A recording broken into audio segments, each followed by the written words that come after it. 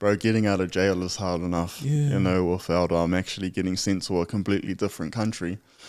Because when you're in that situation of, being deported, it almost zaps the excitement of getting out of jail. When you get out of jail, it's like, well, the previous times I was released from prison, it's always like this exciting time, but like when you're being deported, it's just like this dreading feeling, That's why you got so many guys sitting in the detention centers at the moment trying to fight their case, it's real sad. But with the whole deportation thing as it stands, like we just held a 501 wānanga, or returning citizens wānanga in Wellington on October. So we had a whole bunch of brothers, man, that all came together, and we all shared our testimonies of what we had gone through from being deported and all of that. And man, the brothers are really up against it, coming back here. I was blessed enough that I had my dad here. Bless my dad that he was there. Don't get me wrong, my dad didn't have much. When I came back here, my dad was flatting. We had to share a room. I crashed on the floor. I mean, bro, when you're getting out of prison, especially remembering all the support networks I had back in Australia, to come back here and to have to sleep on the floor and to have to go through all of that. I mean, I shed a few tears, to say the least, coming back here. But I was so blessed just to have that, because there's a lot of brothers that are coming back here that don't have nothing, no support.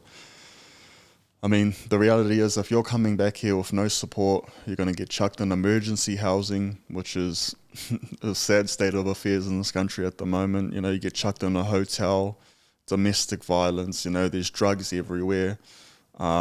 Imagine a brother that's coming back here wanting to turn his life around and get a job.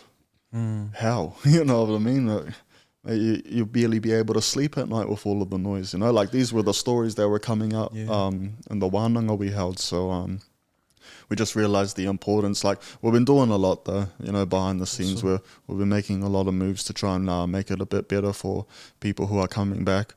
We went to Switzerland at the end of last year. Ended up having the privilege to go and speak at the UN over in Geneva. So that was, man, that was dope. You know what I mean? Like going from prison and all of that sort of stuff to like going to Switzerland and going to check out Geneva and be able to get in the UN. And bro, it was an awesome experience. It was cool for my mum to see that as well. It was cool. Such a blessing to be able to to do all of this and to show my mum, and that I've turned my life around. Like, that's why I love it, because I know a lot of brothers who lose their mums in prison and all of that, and their parents never got to see them try and make that change, so I'm so blessed that my mum got to see that and to see me turn my life around. And because my mum deserved it, like I said, man, I had a blessed upbringing, and put my mum through so much crap, man, police coming around the house and all of that stuff, making my mum look bad. And, my mum's religious as well, so she's having to lie about me and where I am. And, I was an embarrassment, bro. I sadly, I was embarrassing for her, so for me to, she loved me though, don't get me wrong.